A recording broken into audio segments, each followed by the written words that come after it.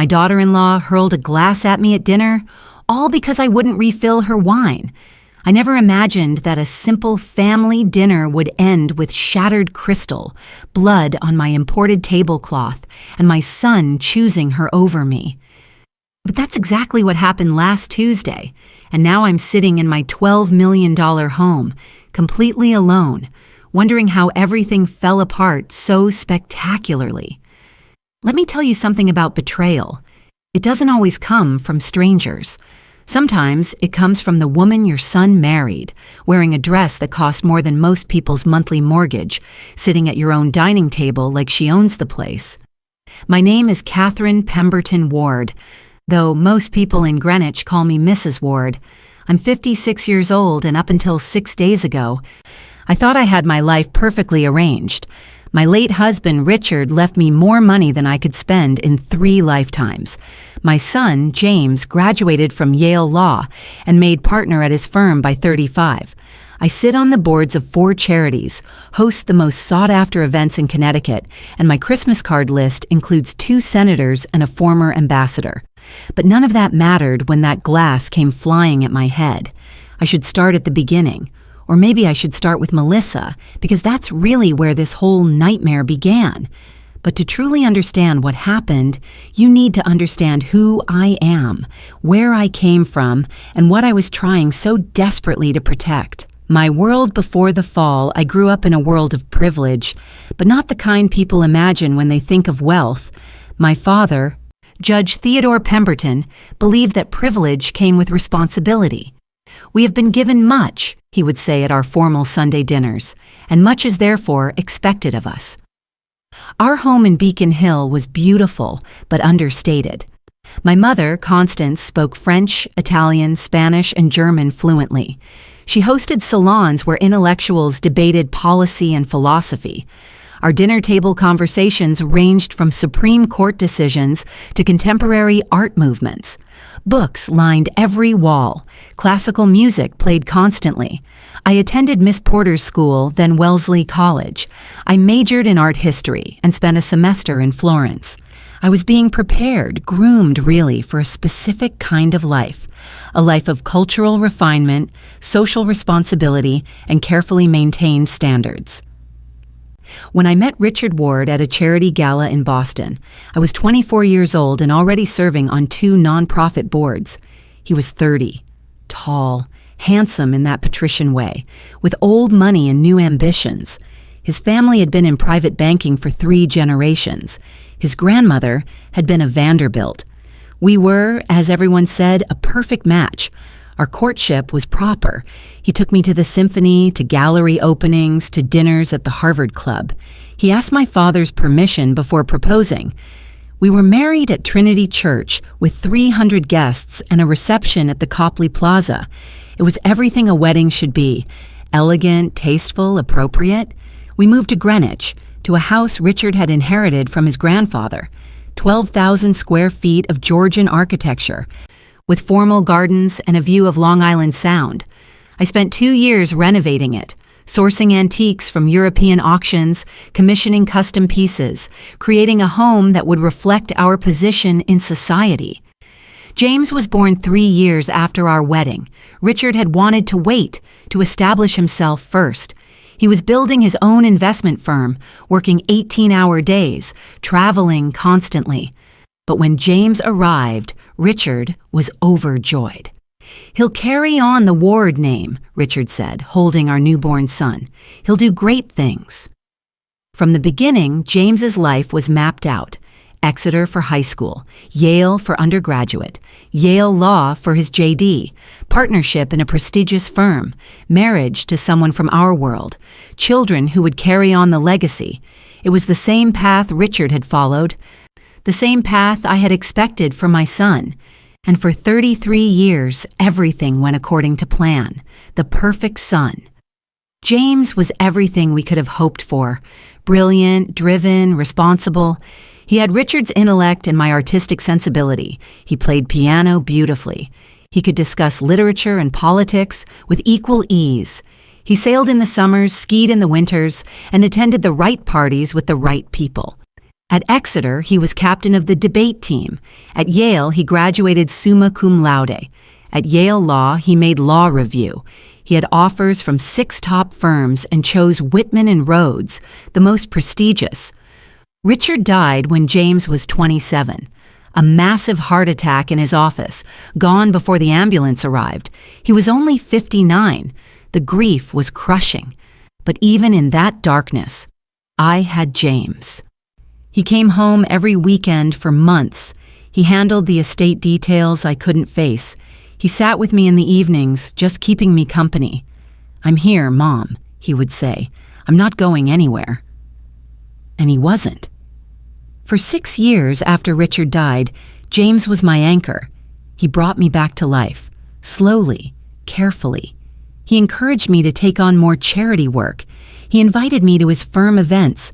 He called every day. We were close in a way that made my friends jealous. "You're so lucky," Patricia would say. "My son barely calls once a month." I was lucky. I knew it. And then he met Melissa. 3 years earlier, the first meeting. James met Melissa at some trendy rooftop bar in Manhattan on a Friday night in June.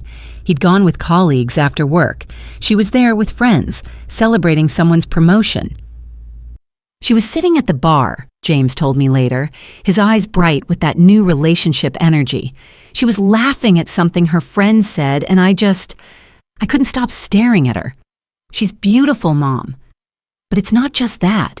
She's got this energy, this light. When she smiles, the whole room lights up." He'd approached her. They'd talked for 3 hours. He'd gotten her number. They'd gone on their first date 2 days later. Within 3 weeks, he was using words like amazing and special and the one. Within 6 weeks, I was invited to meet her. I prepared for that first meeting with military precision. Everything had to be perfect. The flowers were fresh-cut peonies from my garden. The china was Limoges. The silver was Georgian, polished until it gleamed. Rosa spent 2 days preparing the meal. Smoked salmon with capers and creme fraiche, a delicate quiche Lorraine, fresh fruit arranged artfully, miniature pastries from Henri's French Bakery in Greenwich, where I'd had a standing order for 15 years. The mimosas were made with Dom Perignon and fresh squeezed orange juice. I wore a cream silk blouse and tailored slacks, elegant but not too formal, welcoming but maintaining appropriate boundaries. I was ready to meet my future daughter-in-law. What I wasn't ready for was the girl who showed up. Melissa arrived wearing ripped jeans, actual ripped jeans with holes at the knees and frayed hems, and a tank top that showed her bra straps. Her hair was in a messy ponytail. She wore sandals that revealed toenails painted electric blue, to a formal brunch in my home, where I'd spent 2 days preparing. "Oh my God, Mrs. Ward, your house is insane," were the first words out of her mouth. Not, "How do you do?" or "Thank you for inviting me," or any of the standard pleasantries. Just, "Your house is insane." She walked through my foyer with her mouth hanging open, looking up at my 18th century Venetian chandelier, like she'd never seen anything beautiful before. She touched the console table, a Louis XV piece I'd acquired at Christie's, with her fingers, leaving smudges on the polished wood. "This must have cost like a fortune," she said. "It's an antique," I replied, keeping my voice warm. "Please come through to the sunroom. That's where we'll be brunching." In the sunroom, she gasped again. "This is so pretty. Can I take a picture for Instagram?" "Of course," I said, though the question baffled me. Why would you photograph someone else's home for social media? But she did. She took pictures of the table setting, of her mimosa and my Waterford crystal flute, of the view from the windows. She even took a selfie with James, posting it immediately with what seemed like dozens of hashtags. Throughout the meal, I cataloged every social misstep. She used her salad fork for the smoked salmon. She talked with her mouth full, multiple times. She said "like" as a verbal filler approximately every third word. She reached across James to grab the butter instead of asking him to pass it. She picked up her quiche with her fingers instead of using a fork. She scrolled through her phone while I was speaking, checking to see if that post got any likes. But worst of all was watching James. He didn't notice any of it. Or if he did notice, he didn't care. He watched her like she was the most fascinating creature on earth. When she told some rambling story about her friend Ashley's bachelorette party in Nashville, something involving matching t-shirts and too many tequila shots, he laughed like she'd just delivered a TED Talk. "That's hilarious, babe," he said, putting his hand over hers. Babe. My son, who had been raised to value eloquence and precision in language, was using words like babe. After they left, Melissa hugging me with an enthusiasm that felt performative, James kissing my cheek and thanking me for the awesome brunch, I stood in my kitchen and poured myself a very large glass of wine. Rosa came in, already clearing dishes. She looked at me with sympathy. "What do you think?" I asked her. Rosa paused, choosing her words carefully. She'd been with me for 12 years. We understood each other. "She's very young," Rosa finally said. "She's 28, I replied. "That's not young. That's old enough to know how to behave in polite company." Rosa said nothing more, but her silence was eloquent. I spent the rest of that Sunday in my study, drinking wine and trying to convince myself that it was just first meeting jitters, that Melissa would improve with exposure to proper society, that this was a phase, a relationship that would burn bright and fast and then fade away. I was wrong on all counts. The investigation for the next 6 months, I played the part of the welcoming future mother-in-law. I invited them to dinners. I included Melissa in family events. I smiled through her stories. I complimented her outfits, even when they were wildly inappropriate for the occasion. But I also did what any concerned mother would do. I gathered information. I have resources, friends in various places, people who owe me favors. It took 3 phone calls to get a comprehensive background check on Melissa Ann Hartwell of Edison, New Jersey. What I learned was illuminating. She'd graduated from Rutgers University with a 2.8 GPA, majoring in communications. She'd been fired from her first job out of college, a marketing coordinator position at a tech startup, for what the HR representative diplomatically called attitude problems and inability to work effectively with team members. Translation: she couldn't take direction and annoyed her coworkers. Her current position was at a company called Vitality Wellness Solutions, which sold overpriced supplements and essential oils through a multi-level marketing structure. She was, essentially, involved in a pyramid scheme, though she called herself a wellness influencer and brand ambassador.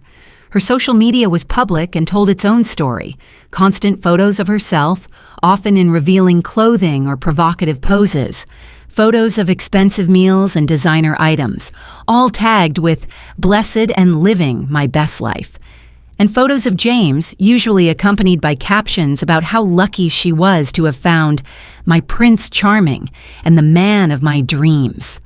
The man of my dreams, my son, reduced to a hashtag and a ticket to a better life. But the most concerning discovery was the DUI. 5 years ago, when she was 23, Melissa had been arrested for drunk driving. Her blood alcohol content was 14, well above the legal limit. She'd hit a parked car. Thankfully, no one was injured, but she'd lost her license for 6 months and completed court-mandated alcohol education classes. James had never mentioned this, which meant either he didn't know, unlikely given his legal background, or he knew and had deliberately kept it from me. I sat with this information for 3 weeks, debating what to do. Every maternal instinct screamed at me to protect my son, to show him who this woman really was before he made a terrible mistake. Finally, I invited him to lunch at Le Bernardin, just the 2 of us. We hadn't had a mother-son lunch in months. Melissa was always there, always the third wheel in what used to be our relationship. James looked happy when he arrived. Relaxed. He was wearing a suit from work but had loosened his tie. He ordered a scotch before lunch, which was unusual for him. "This is nice, Mom," he said, smiling at me across the table. "I've missed our lunches." "I've missed them too, darling." I paused, then decided to just dive in. I need to talk to you about Melissa. The change in his expression was immediate. His smile disappeared, his shoulders tensed. Mom, don't. Just listen to me. I had someone look into her background. You did what? His voice was low but furious.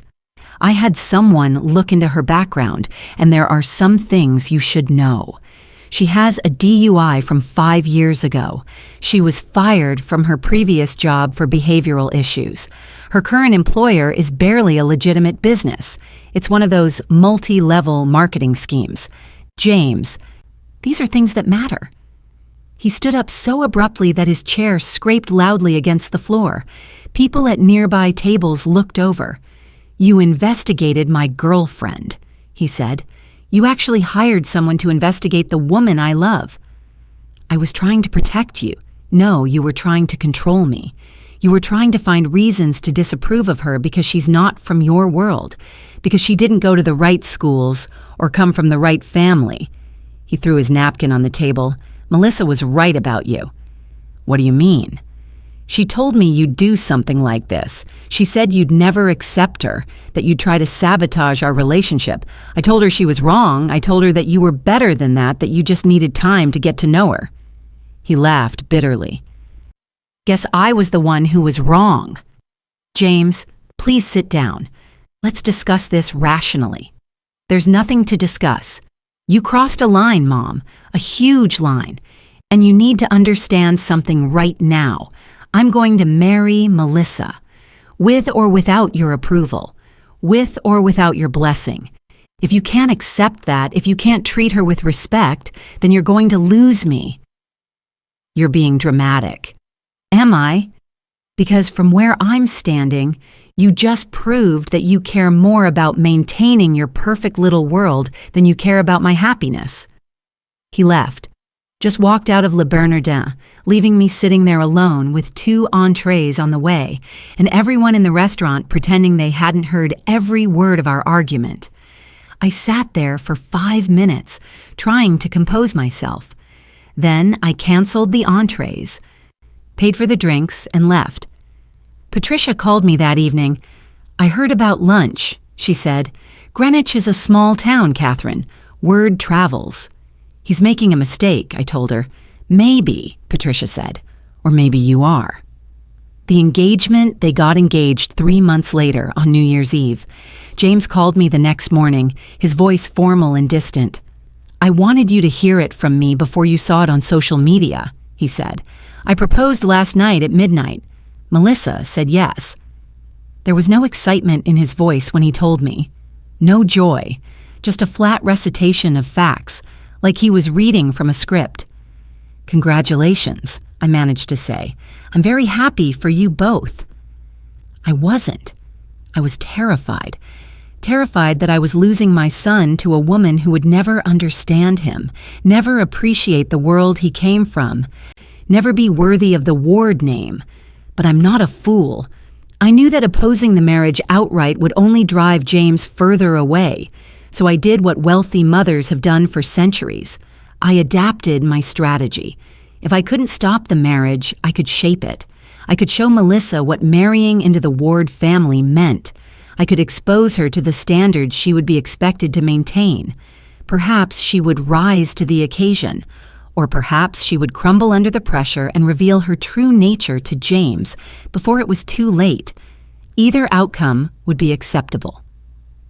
I'd like to host the engagement party, I told James during our next phone conversation, which happened 3 days later and was stilted and uncomfortable. At the club, nothing too extravagant, just close friends and family. Around 150 people. There was a long pause. I could hear him breathing. That's generous of you, Mom, he finally said. Are you sure? Of course I'm sure. She's going to be family. The words tasted like poison in my mouth, but I delivered them sweetly. Every Ward bride deserves a proper engagement party. Okay, thank you. I'll tell Melissa. I spent 3 weeks planning that party. The Greenwich Country Club, where the Wards had been members for 4 generations. the best champagne, Russian caviar, flowers flown in from Holland, a string quartet, engraved invitations on heavy cream cardstock. I invited everyone who mattered in our social circle. James's colleagues from the firm, including all the senior partners, my friends from the charity boards, distant relatives from Boston and Philadelphia and Charleston, the Blackwoods, the Havershams, the Winslows, all the old families. I also insisted that Melissa's family be invited, all of them. "That's so sweet of you, Mrs. Ward," Melissa gushed when I called to tell her.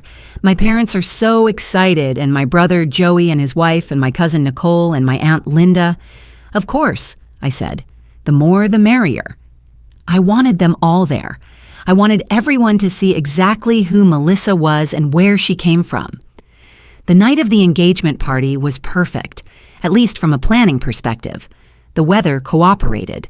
A clear, cold January evening. The club looked magnificent, all warm lighting and elegant decor. The champagne flowed, the caviar was exceptional, and Melissa's family, well, they were exactly what I expected. Her father, Frank, arrived wearing a suit that was slightly too shiny, slightly too tight. He kept tugging at his collar. When offered champagne, he asked if they had beer instead. "We have Heineken," the server said. "Nah, that imported stuff is too expensive," Frank said loudly. "You got any Budweiser?" At the Greenwich Country Club. He asked for Budweiser at the Greenwich Country Club. I saw Patricia hide a smile behind her champagne flute. Melissa's mother, Carol, wore a cocktail dress covered in sequins and rhinestone jewelry that caught the light every time she moved. She was sweet, I'll give her that. She kept thanking me profusely for hosting, but she seemed overwhelmed by the setting, clutching her small purse like a life preserver. Melissa's brother Joey showed up with his wife, who was 7 months pregnant and wearing a dress that I can only describe as clubwear. They immediately made a beeline for the appetizers and stationed themselves at the shrimp table.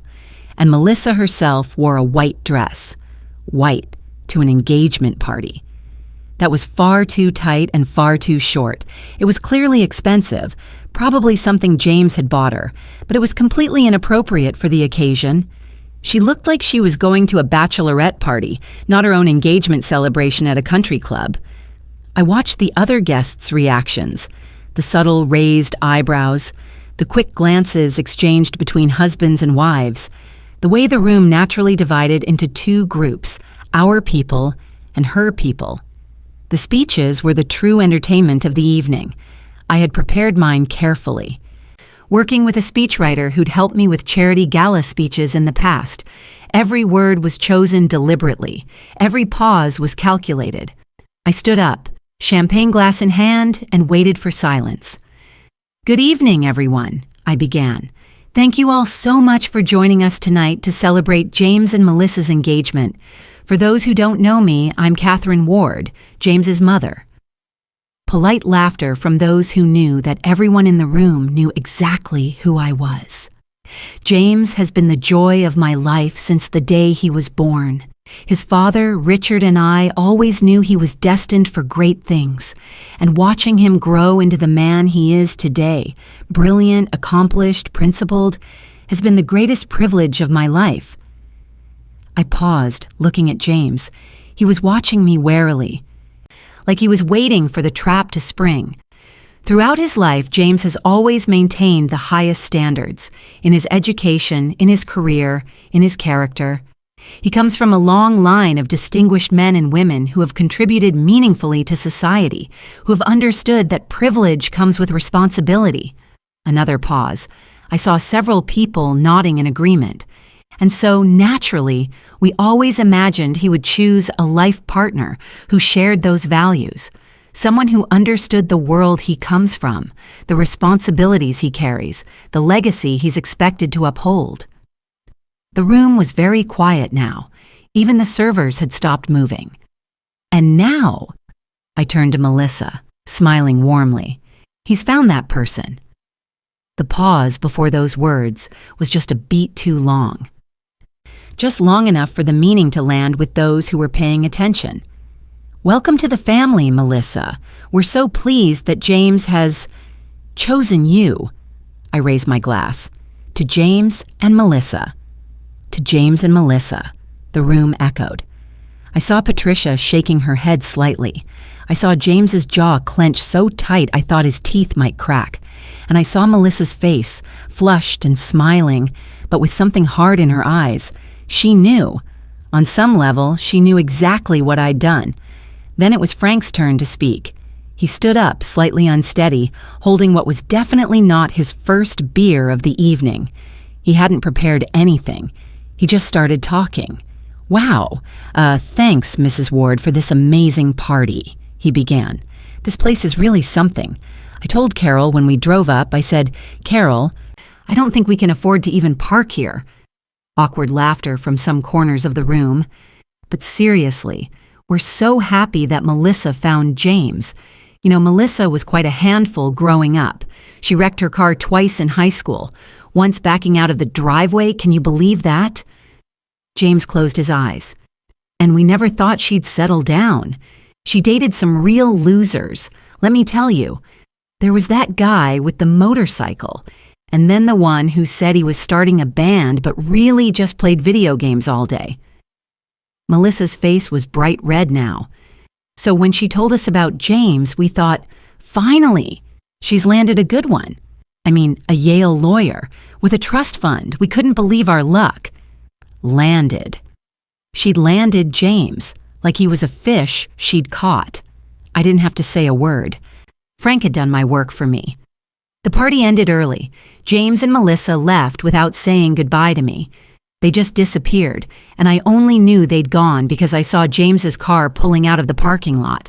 I stayed until the end, playing the gracious hostess, accepting congratulations and compliments on a lovely party. Patricia cornered me by the coat check as people were leaving. "Catherine," she said quietly, "that was masterful and absolutely terrible." "I don't know what you mean," I said innocently. "I threw them a beautiful engagement party." "You threw them a public execution disguised as a party. That poor girl stood there while you basically announced to everyone that she's not good enough for your son." I said no such thing. "You didn't have to. Everyone heard what you didn't say. And then her own father finished the job for you." Patricia looked at me seriously. "Be careful, Catherine. You might win this battle and lose the war." "I'm just trying to protect my son." "No, you're trying to protect yourself. There's a difference." She put on her coat. "James loves her. I saw it in the way he looked at her tonight, even after that disaster of a speech. He really loves her. And if you keep this up, you're going to lose him." I waved away her concerns. Patricia had always been too soft, too sentimental. She didn't understand what was at stake. But as I drove home that night, alone in my car, I felt something cold and heavy settle in my chest. James hadn't said goodbye, hadn't thanked me, hadn't even looked at me as he left. Maybe Patricia was right. Maybe I had gone too far, but it was too late to take it back now. The wedding planning. After the engagement party, things got worse. James stopped calling as frequently. When he did call, the conversations were brief and formal. He answered my questions in monosyllables. "How's work?" "Fine." "How's wedding planning going?" "Good." "Would you like to come for dinner this weekend?" "We're busy." We. Always we now. Never just James. Melissa stopped responding to my texts altogether. I would send her messages, asking about dress shopping, offering to help with planning, suggesting caterers I knew, and get nothing back. Or worse, I'd get responses that were clearly dictated by James. "Thanks, Mrs. Ward. We've got it handled." The wedding was set for September at a vineyard in Napa Valley. When Melissa first told me this, over a very uncomfortable lunch that James had clearly forced her to attend, I nearly dropped my teacup. "Napa?" I repeated. "That's quite far. Most of your guests will have to travel across the country." "That's kind of the point," Melissa said, not meeting my eyes. "We want a destination wedding, somewhere beautiful and intimate, just our closest family and friends." Intimate. That meant small. Small meant cheap. They couldn't afford a proper society wedding, so they were disguising it as a destination wedding and an intimate celebration. "How many guests are you planning?" I asked. "About 80, James said. 80. My engagement party for them had been nearly double that. "How lovely," I said, stirring my tea. "And who are you using for planning? I have several excellent wedding planners in my contacts who could—" "We hired someone in California," Melissa interrupted. "She specializes in vineyard weddings. She's been amazing." "I see." I set down my teacup carefully. "Well, I'd like to contribute to the wedding in some way. As mother of the groom, it's traditional for me to host the rehearsal dinner." I saw James and Melissa exchange a look. "That's really generous, Mom," James said slowly. "But we were thinking of keeping the rehearsal dinner small and casual. Maybe just pizza at the hotel or something." Pizza. At his wedding. My son wanted to serve his wedding guests pizza. "Absolutely not," I said firmly. "You'll have a proper rehearsal dinner. I'll handle everything. All you need to do is give me the guest list and the date." "Mom, James, I'm not negotiating this. Your father would have wanted you to have a proper wedding weekend, and I'm going to make sure that happens. Now, tell me about this vineyard." They did, reluctantly. It was a small, family-owned vineyard, apparently quite charming, with views of rolling hills and grapevines. The ceremony would be outdoors.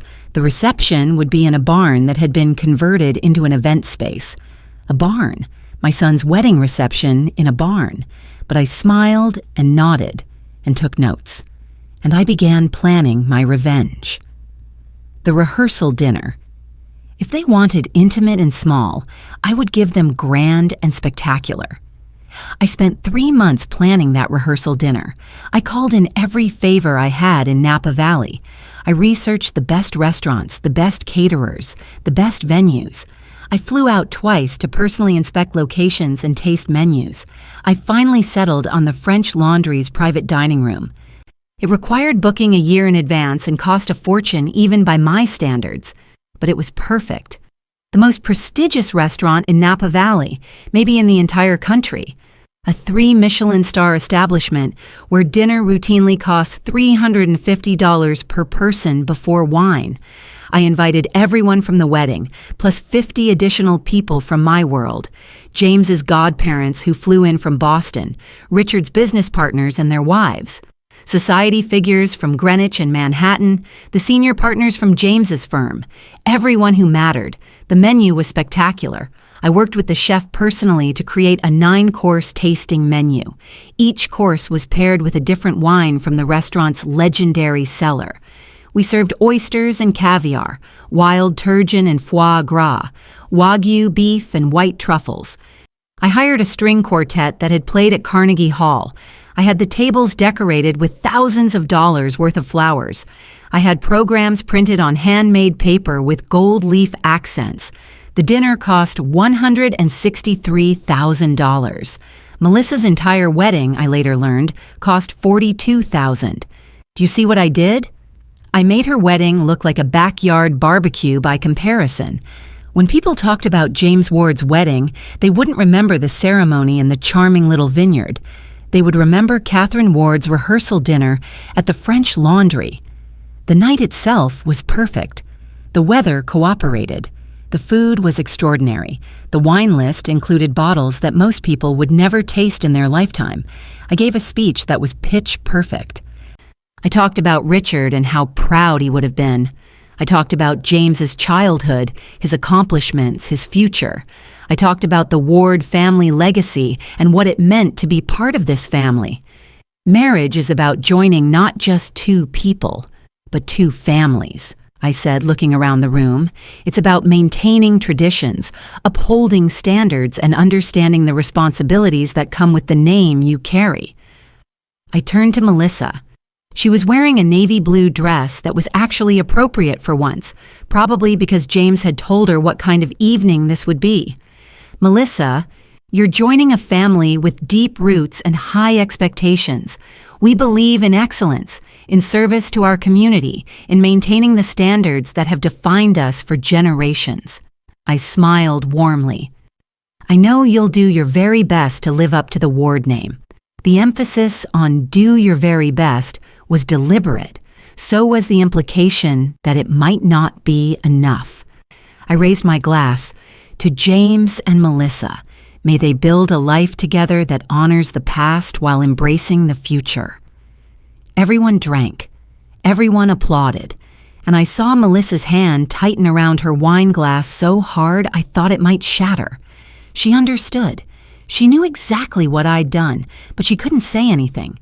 She couldn't complain about the spectacular dinner I'd thrown for her. She couldn't protest the thousands of dollars I'd spent.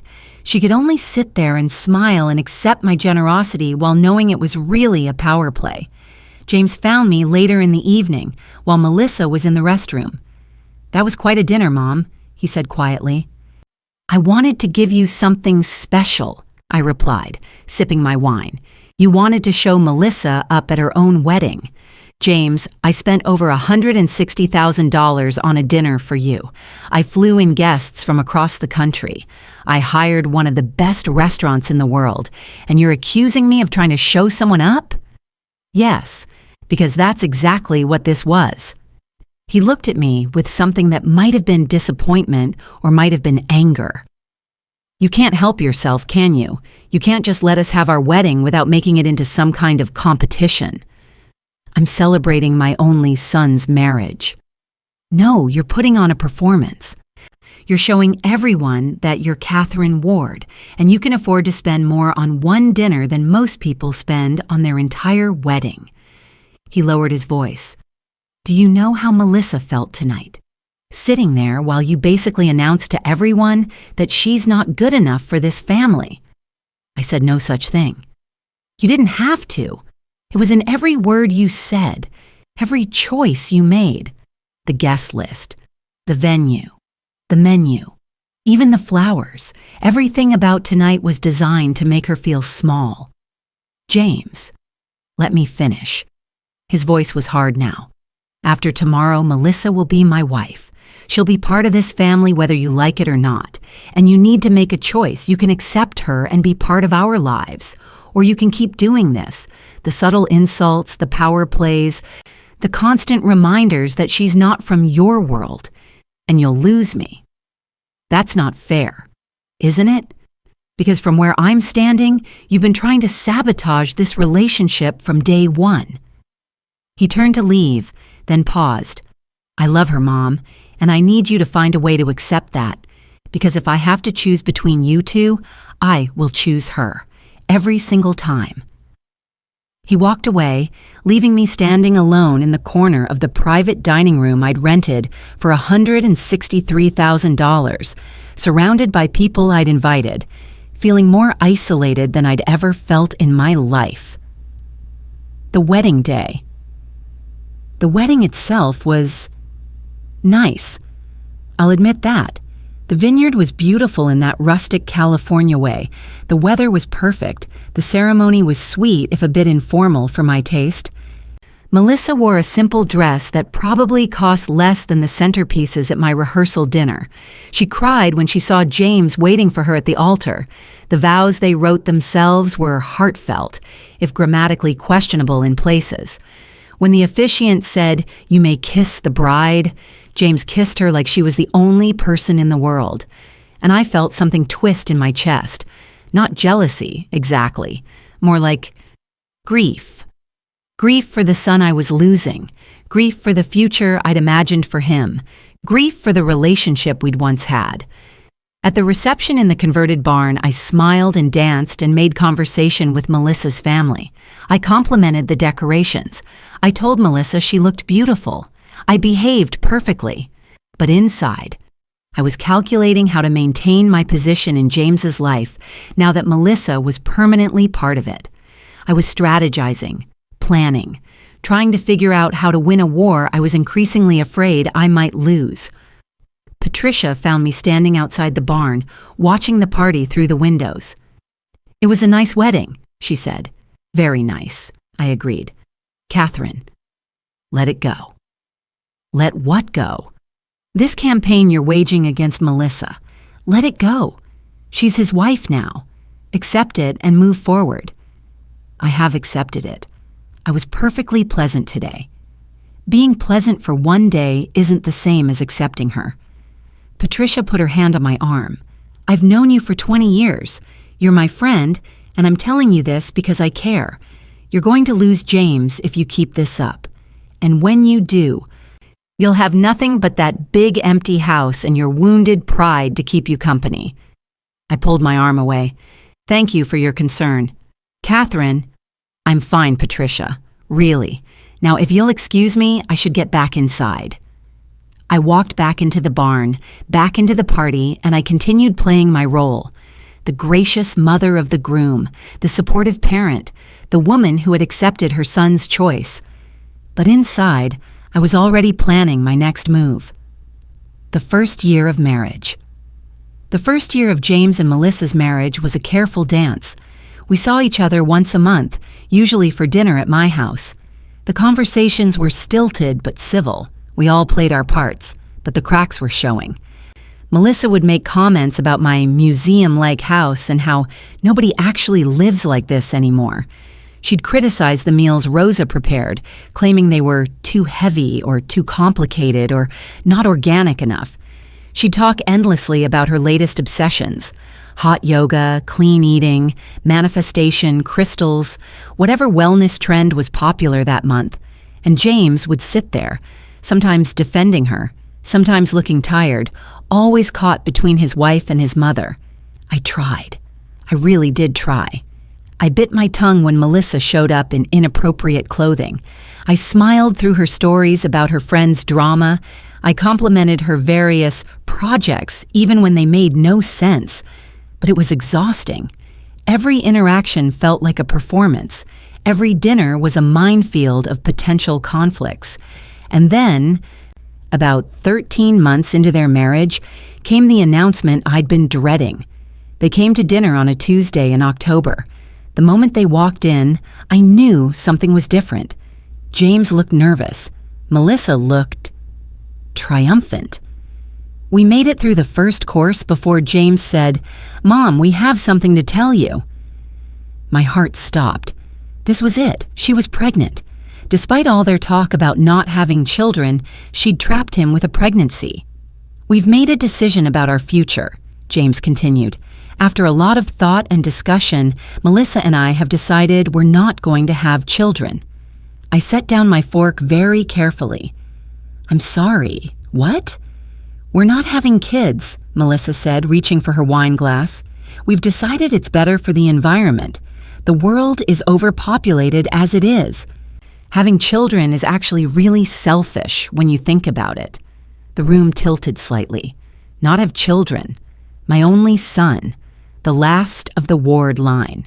The end of everything Richard and I had built. "James," I said carefully, "could I speak with you privately for a moment?" "Mom, we're in the middle of dinner. Now." Something in my voice made him get up. We went to my study. I closed the door. "Are you out of your mind?" I didn't bother keeping my voice down now. "No children? James, you're the last Ward.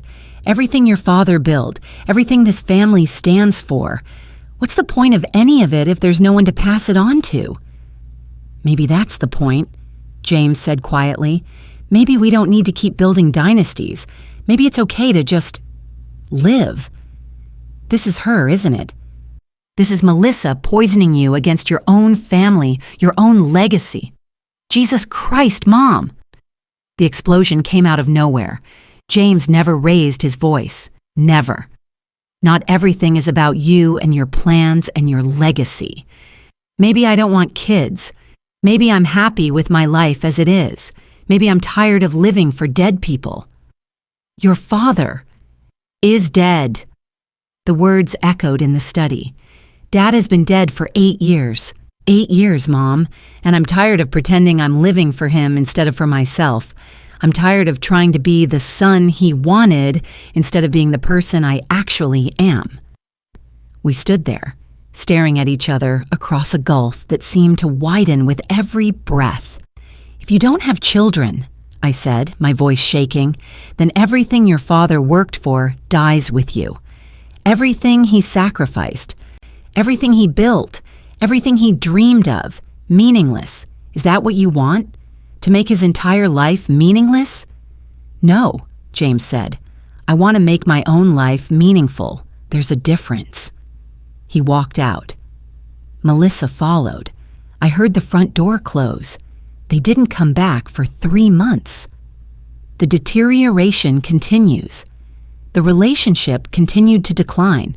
What had been monthly dinners became occasional lunches.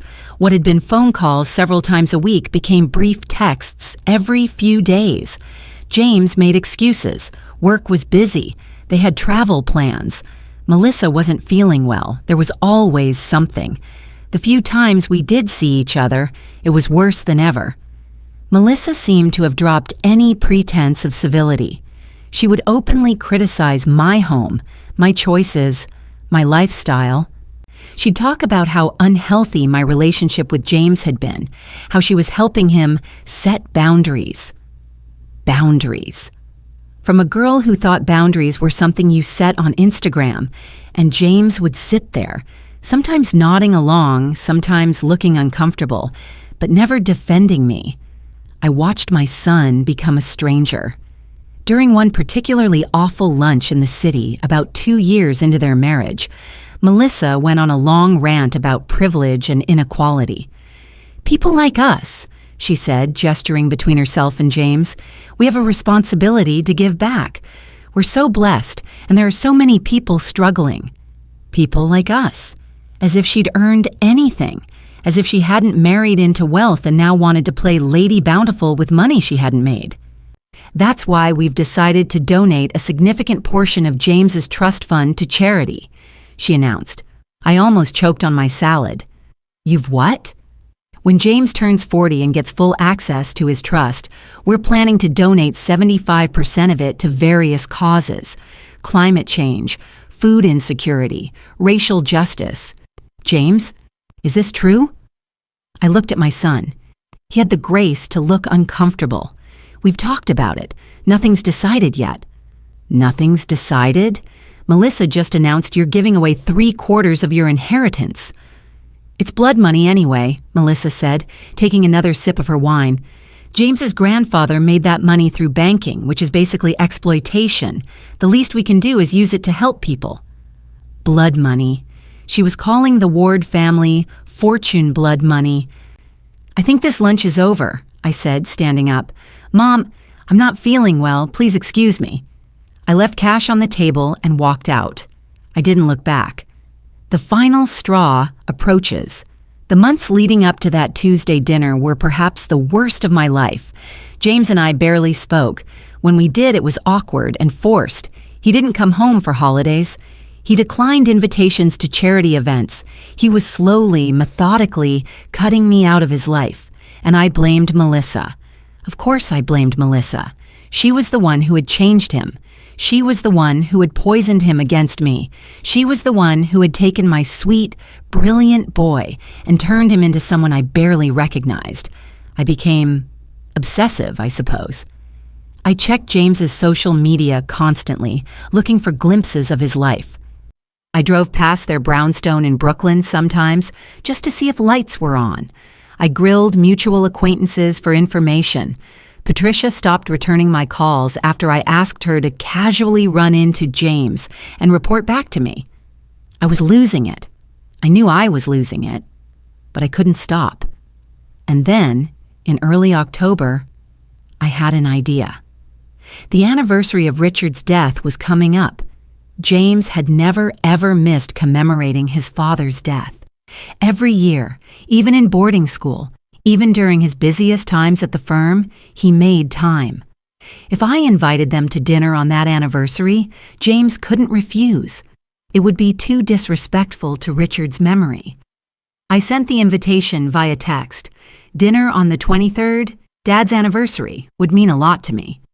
James replied 6 hours later. "We'll be there." Not of course. Mom, or looking forward to it, just "we'll be there." But it was enough. I would have one more chance, one more opportunity to reach my son, to remind him of who he was, where he came from, what mattered. I planned that dinner for 2 weeks. Every detail had to be perfect. Rosa prepared Richard's favorite meal, beef Wellington, roasted vegetables, chocolate souffle. I set the table with Richard's favorite china and crystal. I opened a bottle of Bordeaux from the year James was born. I was ready. I was ready for the most important dinner of my life. I just had no idea how catastrophically it would end. That Tuesday, the dinner that changed everything. They arrived at 7 o'clock on a cold Tuesday evening in late October. I watched through the window as James's car pulled up. He came around to open Melissa's door. He'd always been a gentleman. I'd raised him that way. And they walked to the front door together. Melissa was wearing jeans, again, to a memorial dinner for her father-in-law. Ripped jeans and a thin sweater that showed her bra straps. I opened the door before they could ring. "James, Melissa, come in." James kissed my cheek, a brief formal gesture. "Hey, Mom." Melissa gave me a perfunctory hug. I could smell alcohol on her breath already. "Hi, Mrs. Ward." We went through to the dining room. The table was set beautifully.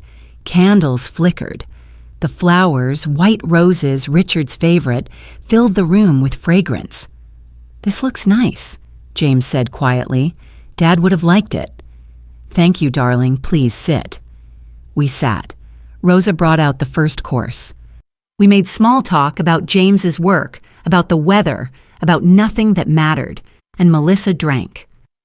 By the time Rosa cleared the first course, Melissa was on her third glass of wine.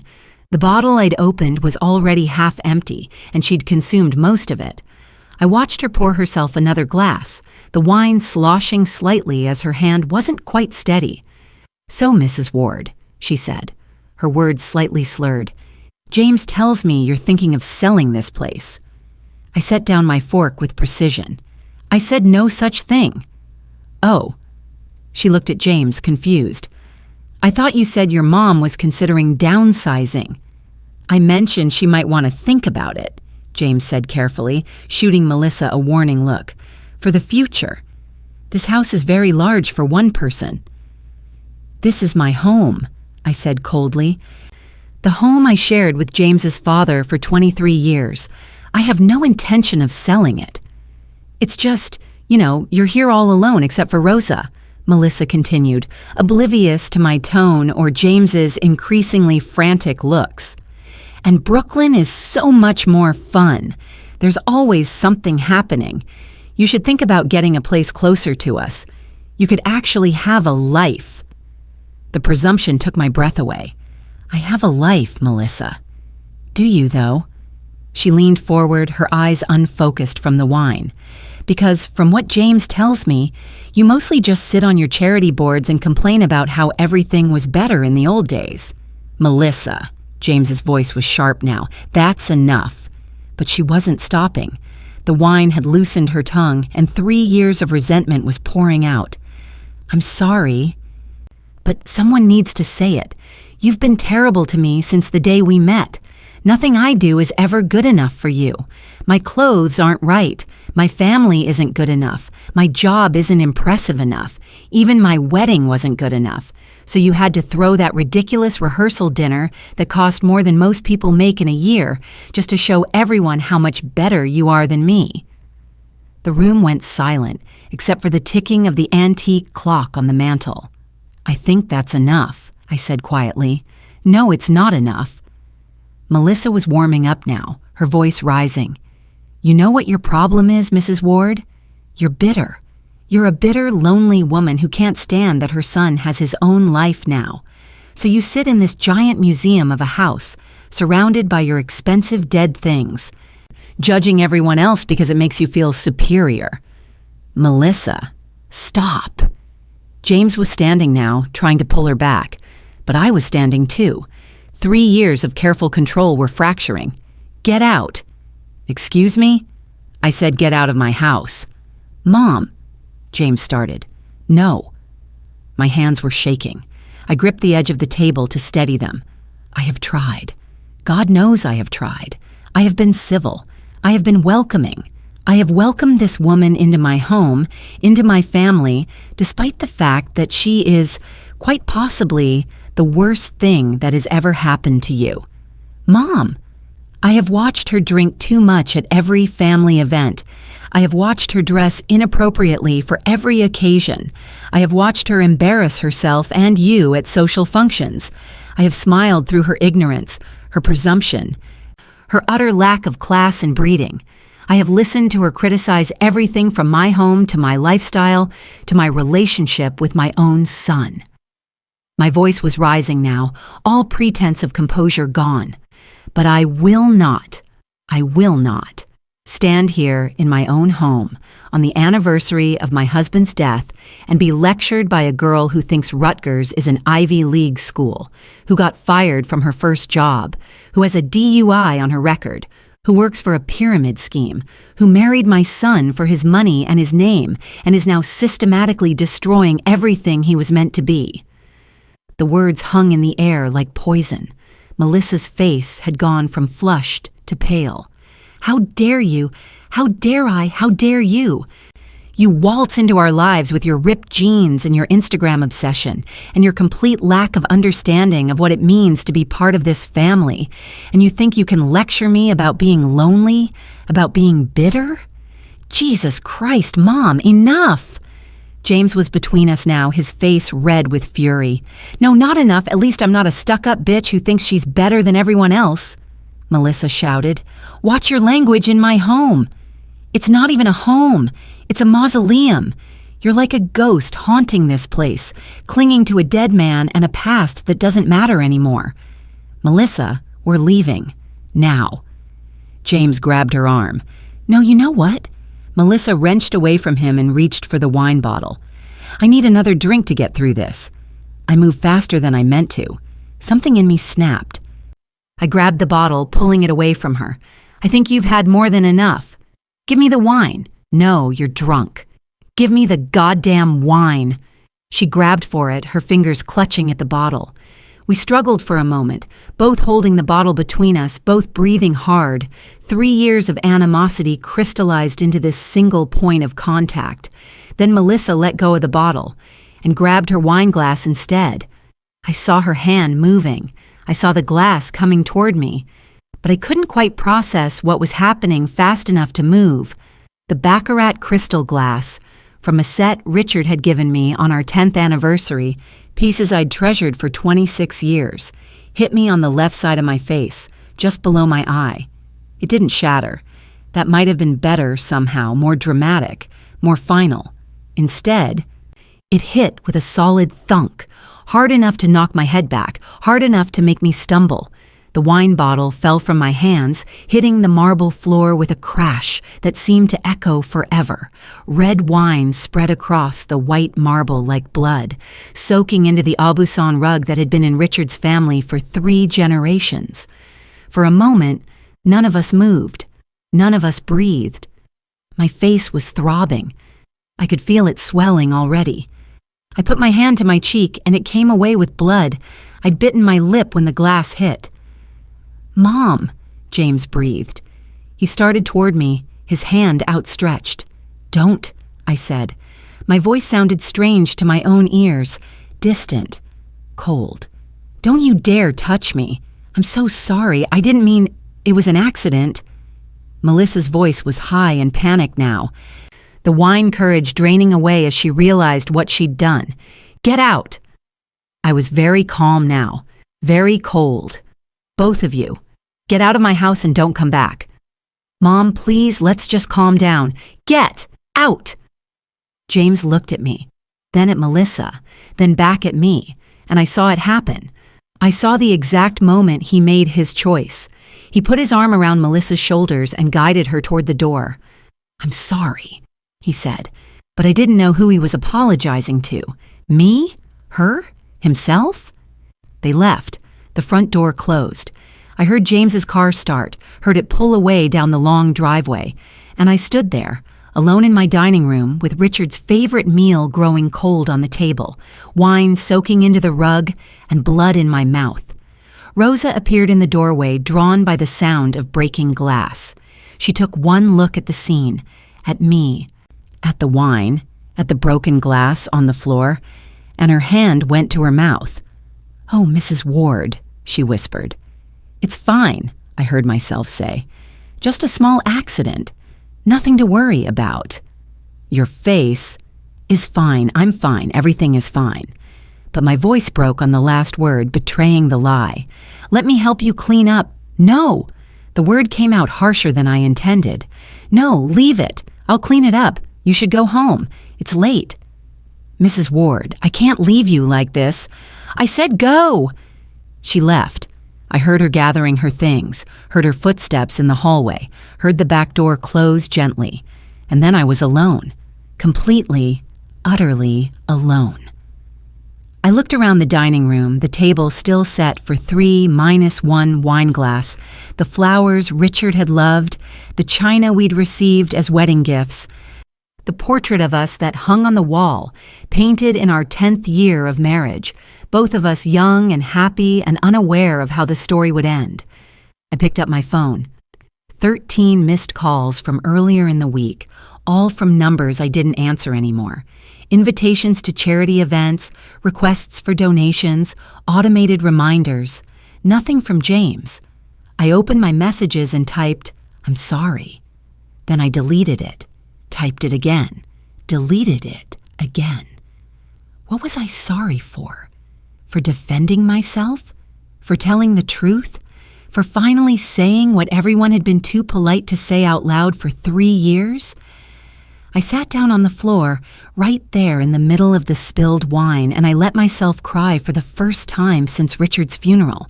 I cried for my son, who I'd somehow lost while trying desperately to hold on to him. I cried for my marriage cut short too soon. I cried for the future I'd imagined, grandchildren who would play in this house, carry on the Ward name, inherit everything we'd built. I cried for myself, sitting alone in a $12 million house with no one to share it with. And somewhere in the middle of all that crying, I realized Patricia had been right all along. I'd won every battle, every single one. I'd proven that Melissa wasn't good enough. I'd maintained my standards. I'd protected the Ward legacy, and in doing so, I'd lost the war. I'd lost my son. The clock struck midnight. I was still sitting on the floor, surrounded by wine and broken glass, and the ruins of what was supposed to be a memorial dinner. Tomorrow I would clean this up. Tomorrow I would figure out what to do next. But tonight, I just sat there and let myself feel the weight of what I'd done. Because the truth I'd been avoiding for 3 years, was finally, unavoidably clear. Melissa hadn't taken my son away from me. I had driven him away myself. One carefully calculated insult at a time. The aftermath. Days 1 through 6. Wednesday morning arrived with pale sunlight streaming through the dining room windows, illuminating the disaster from the night before. I'd fallen asleep on the sofa around 3 a.m., too exhausted to make it upstairs. My face hurt. I dragged myself to the powder room and looked in the mirror. The bruise was spectacular. A deep purple spreading from my cheekbone to my eye, which was partially swollen shut. My lip was split where I'd bitten it. I looked like I'd been in a fight. I supposed I had been. Rosa arrived at 8, as she always did. She found me in the kitchen, holding an ice pack to my face, staring at my phone. No messages from James. "Mrs. Ward," Rosa said gently, "let me see." She examined my face with practiced efficiency, having raised 3 children of her own. "You should see a doctor. It's just a bruise. It might be fractured. It's not fractured. It just hurts." I moved the ice pack. "Rosa, I need you to do something for me. I need you to clean the dining room, but save the broken glass, all the pieces. Put them in a box for me." She looked at me strangely but nodded. "Of course." I spent that Wednesday trying to work, answering emails about charity board business, reviewing budgets for upcoming galas, normal tasks that felt utterly meaningless. Every few minutes I checked my phone. Nothing. Thursday was worse. I tried calling James. It went straight to voicemail. "James, it's your mother. Please call me. We need to talk about what happened." I texted, "I'm sorry about Tuesday. Can we please talk?" No response. I called his office. His assistant answered, cheerful and professional. "I'm sorry, Mrs. Ward. James is in meetings all day. Can you have him call me when he's free?" A pause. "I'll pass along the message." She was lying. I could hear it in her voice. James had told her not to put my calls through. Friday, I drove to Brooklyn. I stood outside their brownstone for 20 minutes, working up the courage to knock on the door. Their car was in the driveway. They were home. I raised my hand to knock. Then I heard laughter from inside. Melissa's laugh, bright and uninhibited, and James laughing with her. They were fine, happy even. While I was standing outside like a stalker, bruised and desperate, they were inside laughing. I drove home without knocking. Saturday, I called Patricia. "I heard about the dinner," she said immediately. "Are you all right?" "How did you hear?" "Catherine, James called Robert on Wednesday. He's very upset." Robert was Patricia's husband, one of James's godparents. Of course James had called them. "She threw a glass at my face, Patricia." "I know. I also know what you said to her beforehand." Silence. James told Robert everything. The things you said about her family, her education, her past. "Catherine, you went too far." She was drunk. She was insulting me in my own home on the anniversary of Richard's death. "And you've been insulting her for 3 years. At some point, people retaliate. Whose side are you on?" "I'm on your side." "I'm always on your side. That's why I'm telling you the truth. You need to apologize. A real apology, not the kind where you apologize for her being offended." "I don't know if I can." "Then you'll lose James forever. Is that what you want?" "Of course not." "Then figure it out, before it's too late." She hung up. Even Patricia was losing patience with me. Sunday, I went to church for the first time in months. I sat in the back pew, my bruised face partially hidden behind sunglasses, and I prayed, not for forgiveness, not exactly, more for guidance, clarity, some sign of what I should do next.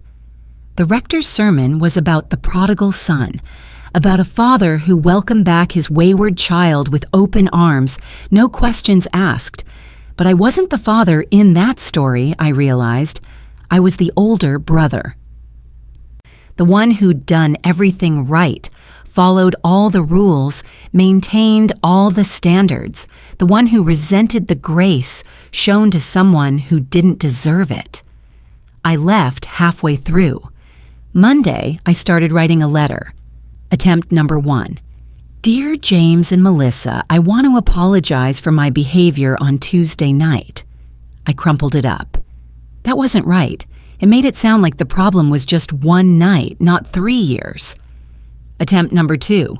"Dear James and Melissa, I've spent the past few days reflecting on Tuesday's events and my behavior toward you both over the past few years."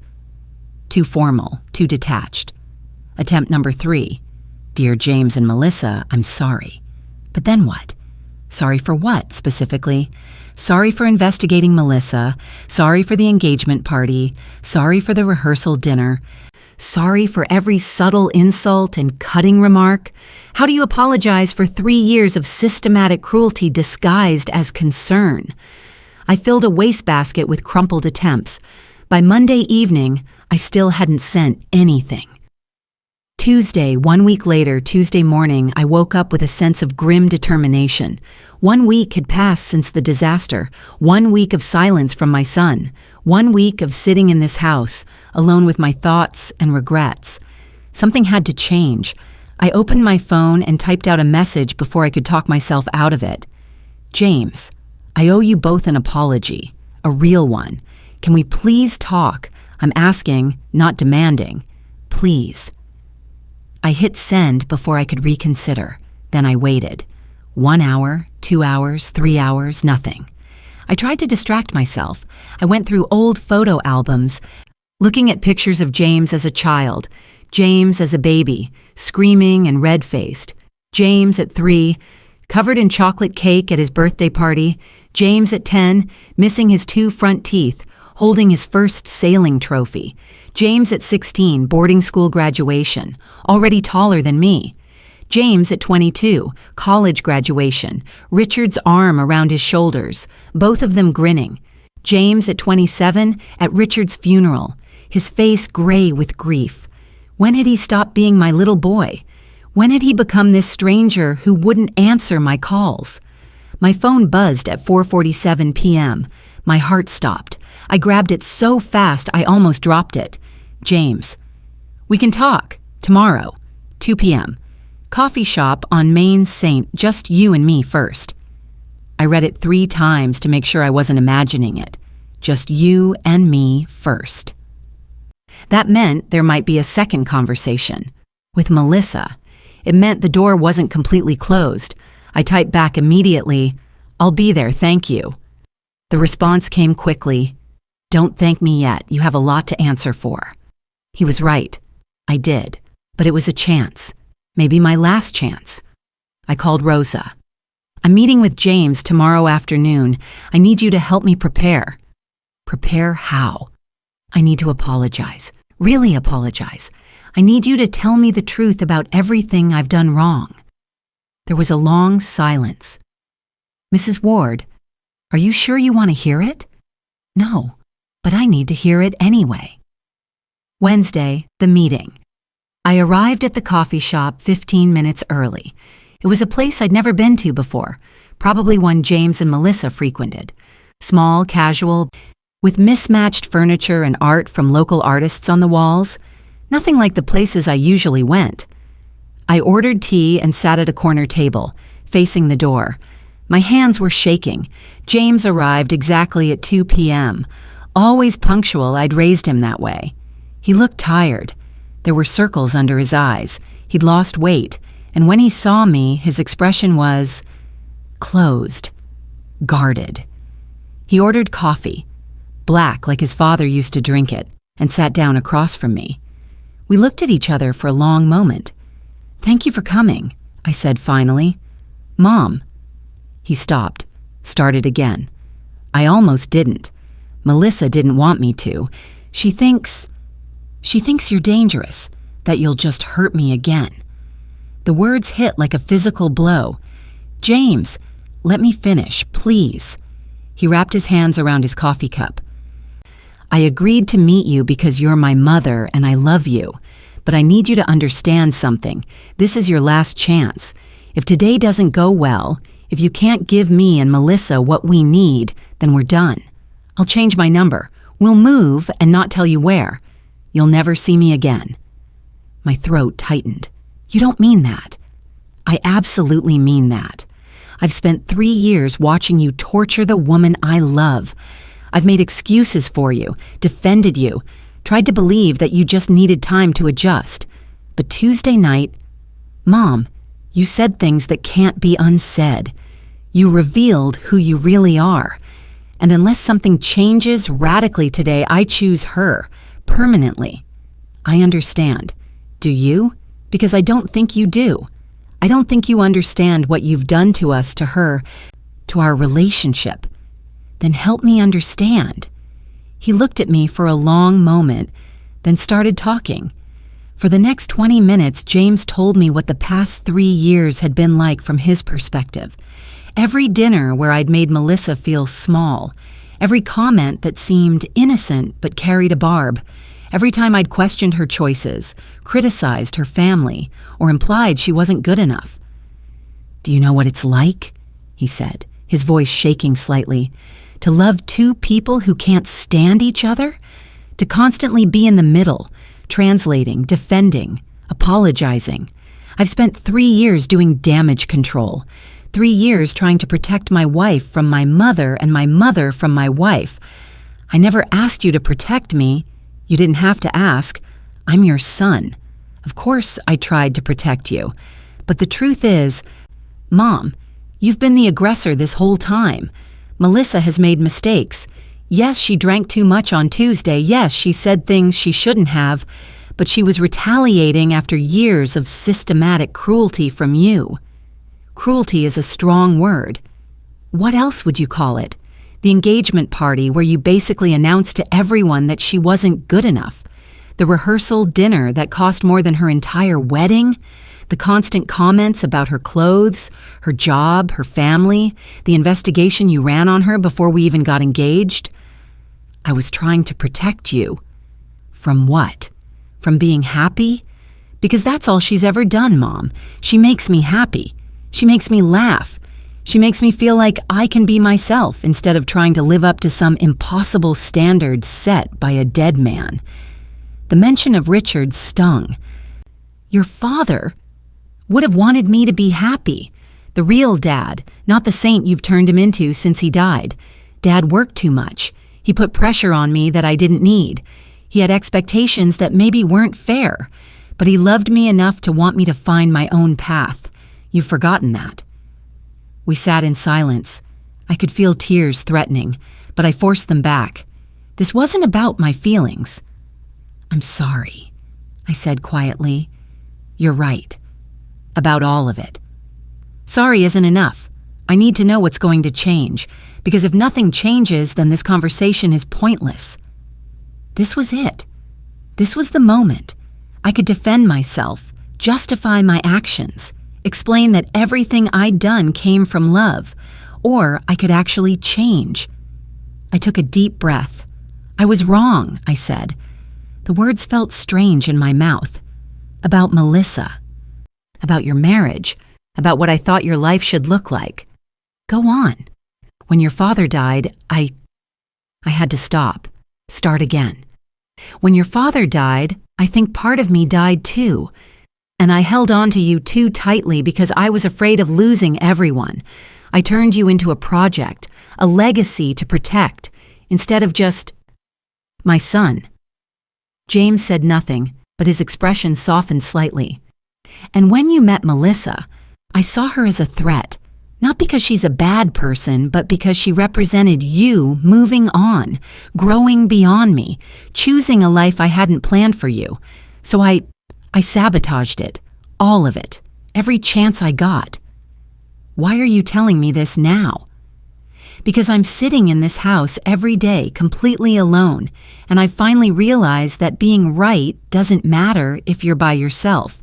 I've won every argument, maintained every standard, protected every tradition. And what has it gotten me? An empty house and a son who won't return my calls. So you want to apologize because you're lonely? No, I want to apologize because I was wrong. The loneliness is just what finally made me see it. James leaned back in his chair, studying me. What about Melissa? What are you going to say to her? That I'm sorry, that I was cruel, that I judged her unfairly from the moment we met, that I hope, somehow, she can find a way to forgive me even though I don't deserve it. She might not. I know. She might never forgive you. She might decide that you're too toxic, that having you in our lives isn't worth the pain. And if she makes that choice, I will support it, even if it means never seeing you again. I understand. Do you? Do you really understand that you might lose this? That your apology might not be enough? Yes. My voice broke slightly. Yes, I understand, but I have to try. Because the alternative, never seeing you again, never being part of your life, is unbearable. We sat there for another minute. Then James pulled out his phone. I'm going to text Melissa. Ask her if she's willing to meet with you. But Mom, you need to understand. This is entirely her choice. If she says no, you have to accept it. I will. He typed something. Then we waited. I could see his phone light up with her response. She says she'll meet you Saturday afternoon at our place. She wants home court advantage. That's fair. And Mom, if you say one thing, that sounds like the old you. If you make even one subtle dig at her, we're done. Forever. Do you understand? I understand. James stood up. Saturday, 3 p.m., don't be late. He left. I sat there for another hour, my tea growing cold, thinking about what Rosa had told me the night before when I'd asked her to be honest. "You've been a difficult woman to work for," Rosa had said carefully, "but more than that, you've been cruel to that girl. She's not perfect, Mrs. Ward. She drinks too much sometimes. She's impulsive. She doesn't always think before she speaks. But she loves your son, really loves him, and you've made her feel like garbage for 3 years. I never meant, it doesn't matter what you meant. It matters what you did." Rosa was right. James was right. Patricia was right. I'd been wrong. About everything. Now I just had to figure out how to make it right. If it wasn't already too late. Preparing for Saturday. I spent the next 3 days preparing for the most important conversation of my life. Thursday, I went to see a therapist, something I should have done years ago, maybe decades ago. The first session was excruciating, admitting to a stranger all the ways I'd failed my son, all the damage I'd caused. "What do you hope to accomplish?" the therapist asked. "I want my son back." "Is that all?" I thought about it. "No, I want to understand why I did this, why I couldn't just let him be happy." We had a lot to unpack. Friday, I wrote the apology I should have written years ago, not the performative kind I'd been drafting all week, but a real one, raw and honest and painful. I didn't send it. I wanted to deliver it in person.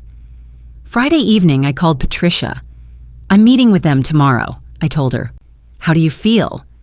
"Terrified." "Good, you should be. Catherine, just tell the truth. No spin, no careful wording, no protecting your ego. Just the truth." "What if the truth isn't enough?" "Then at least you'll know you tried." Saturday morning, I woke up before dawn. I couldn't sleep. I kept running through everything I wanted to say, everything I needed to say. At 2 p.m., I got in my car and drove to Brooklyn, to their brownstone, which I'd only been inside once, briefly, right after they'd moved in. It was a beautiful day, unseasonably warm for late October. The trees were showing their fall colors. People were out walking dogs, pushing strollers, living their lives.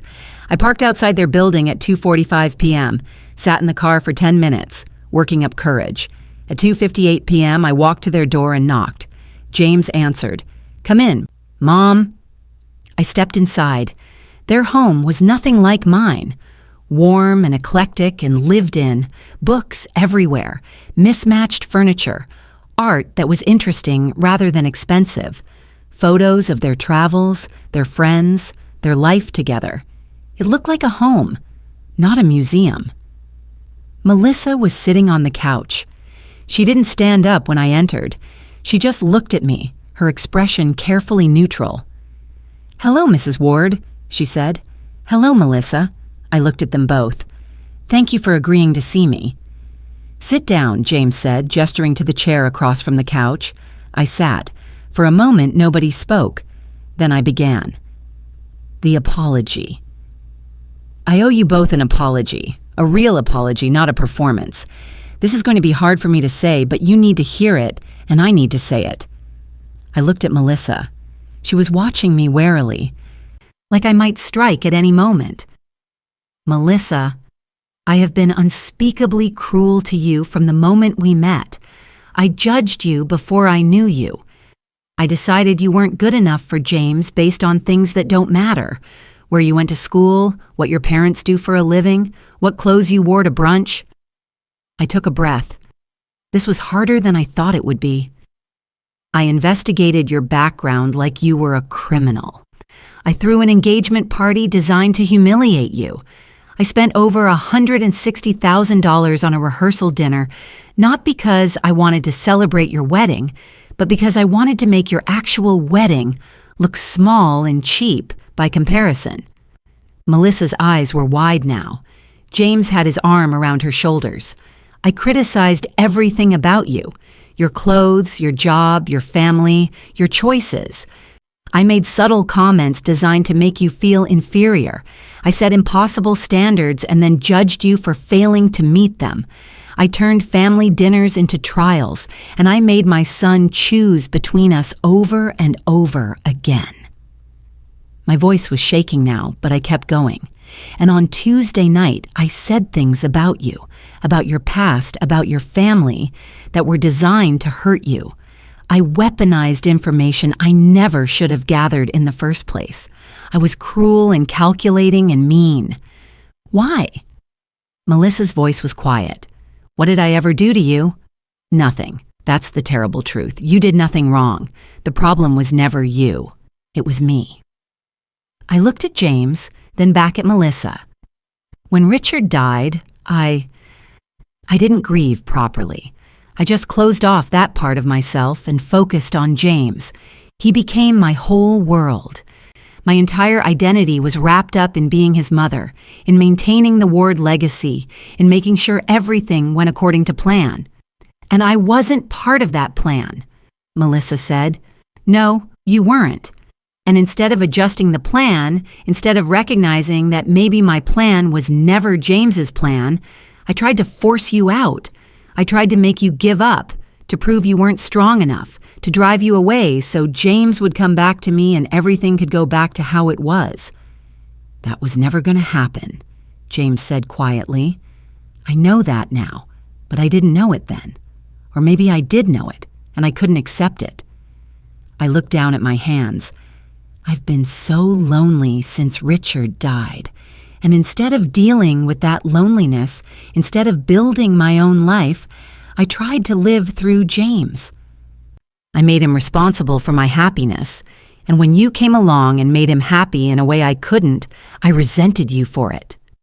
You broke his heart, Melissa said. Do you know that? Every time you made some little comment, every time you looked at me like I was dirt on your shoe, you hurt him.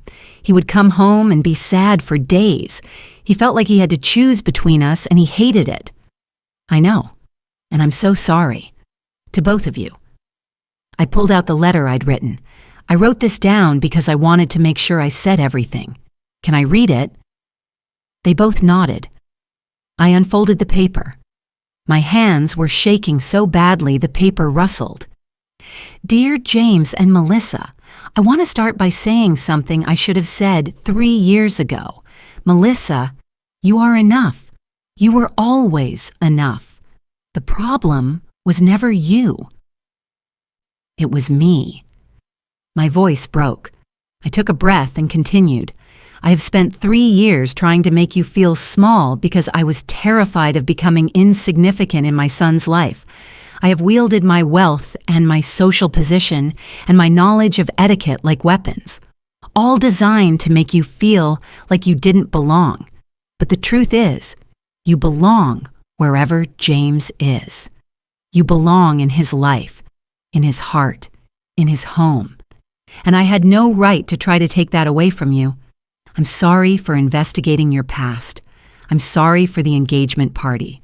I'm sorry for the rehearsal dinner. I'm sorry for every subtle insult, every cutting remark, every moment I made you feel like you weren't good enough.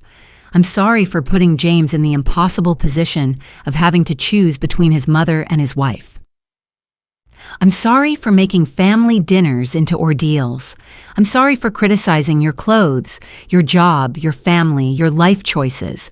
Most of all, I'm sorry for not seeing what was obvious to everyone else, that you make James happy in a way I never could, that you love him for who he is, not who you want him to be, that you've brought joy and light and laughter into his life. I've been so busy trying to protect a legacy that I forgot the most important thing. James is not a legacy.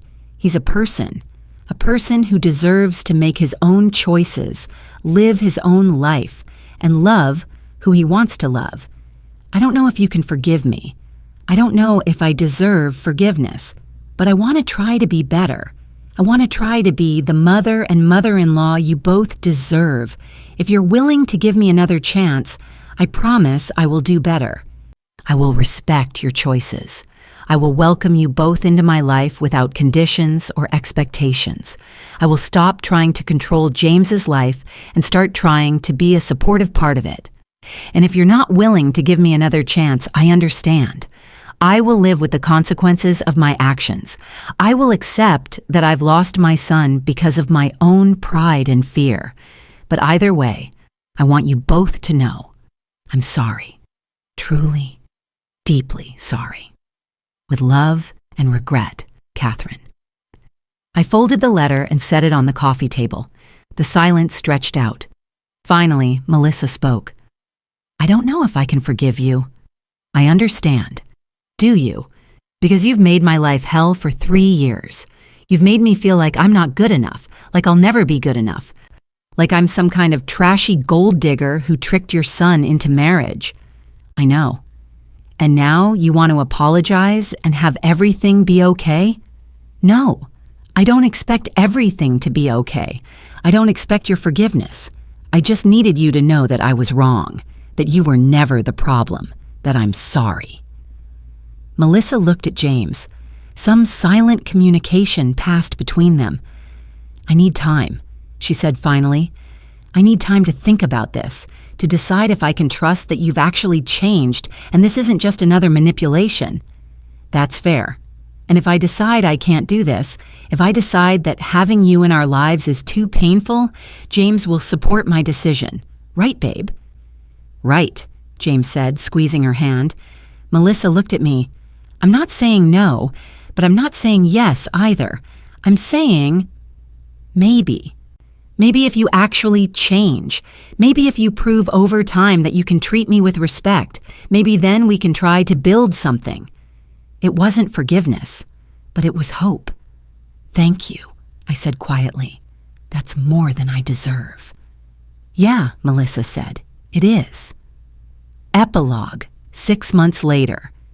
It's been 6 months since that Saturday in Melissa and James's brownstone. 6 months since I finally told the truth. The change hasn't been easy or fast.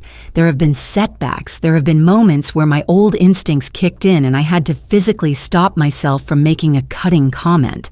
But I've been trying, really trying. I see a therapist twice a week now. We talk about control and fear and grief. We talk about Richard and how I never properly mourned him. We talk about my relationship with my own mother and the patterns I've been repeating without realizing it. I've had dinner with James and Melissa twice a month. In their home, not mine. On their terms, not mine. The first few dinners were awkward. Everyone was walking on eggshells. But slowly, gradually, things have gotten easier. I've learned things about Melissa I never bothered to learn before. She volunteers at an animal shelter every weekend. She's teaching herself to play guitar. She's actually quite funny when she's not defensive around me. She still drinks too much sometimes. She still wears clothes I consider inappropriate. She still says like constantly and takes too many pictures for Instagram. But I've learned to see past all that to the person underneath, someone who loves my son fiercely, who makes him laugh, who supports his dreams, who's building a life with him that makes him happy. And isn't that what I should have wanted all along? Last month, they invited me to Brooklyn for Melissa's birthday. Just a casual dinner, nothing fancy. Her parents were there, and her brother and some of their friends. It was loud and chaotic and completely unlike the formal dinners I'm used to. Frank told embarrassing stories about Melissa as a kid. Carol fussed over everyone. Someone spilled wine on the table and everyone laughed about it instead of treating it like a catastrophe. And I found myself enjoying it. Actually enjoying myself. At one point, Melissa came into the kitchen where I was helping Carol with dessert. "Hey, Mrs. Ward," she said, then corrected herself. "Catherine?" "Yes, dear. Thank you for coming tonight. It means a lot to me. To both of us. Thank you for inviting me." We stood there for a moment, an understanding passing between us. We weren't friends, not yet. Maybe we never would be. But we were trying, and that was enough. When I left that night, James walked me to my car. "How are you doing, Mom?" he asked. "Really?" "I'm okay," I said, and I meant it. "I'm lonely sometimes. I miss your father. I miss the son you used to be. But I'm learning to love the man you've become instead. I'm proud of you," he said quietly, "for doing the hard work, for changing. I'm just sorry it took so long." He hugged me then, really hugged me for the first time in years. "I love you, Mom." "I love you too, James." I'm still in that big house in Greenwich. I haven't sold it, though I'm thinking about downsizing eventually. It's too much house for one person, and I'm finally ready to admit that. I've gotten more involved in my charity work, but for the right reasons now, because I want to help, not because I need the status. I've reconnected with old friends I'd let drift away. I've started taking art classes. Richard always wanted me to paint, but I never made time for it. I'm building a life that's mine, not defined by my relationship to my son. And slowly, carefully, I'm building a new relationship with James and Melissa, one based on respect instead of control, on acceptance instead of judgment. It's not perfect. I still catch myself sometimes, about to make a comment about Melissa's outfit or to question one of their decisions. But now, I stop myself. I take a breath. I remember what I almost lost, and I let it go. Because at the end of the day, the only thing that really matters is that my son is happy. And he is happy, truly, genuinely happy in a way he never was when he was trying to live up to my expectations. So maybe Melissa wasn't part of my plan, but maybe my plan was never the right plan to begin with. Maybe it's okay to let go, to accept that life doesn't always follow the script we write for it. Maybe love means wanting the best for someone, even when the best isn't what you imagined. I still have the Baccarat glass that Melissa threw at me, the one that started all of this. I've kept it in a box in my study. Sometimes I take it out and look at it, remembering that night. Remembering how close I came to losing everything. It's a reminder of what pride costs, of what fear can make us do, of how easy it is to destroy something precious while trying to protect it. Last week, I took the glass and put it back in the cabinet with the rest of the set. Not because I've forgotten what happened, but because I'm ready to forgive myself for it. And maybe, someday, Melissa will be ready to forgive me too. We'll see. For now, I'm just taking it one day at a time, learning to be the mother my son needs instead of the mother I thought I should be, learning to accept the daughter-in-law I have instead of the one I thought I wanted, learning that sometimes losing a battle is the only way to win the war, and learning, finally, that an empty house full of beautiful things is nothing compared to a full heart connected to the people you love, even if they wear ripped jeans to brunch. The end.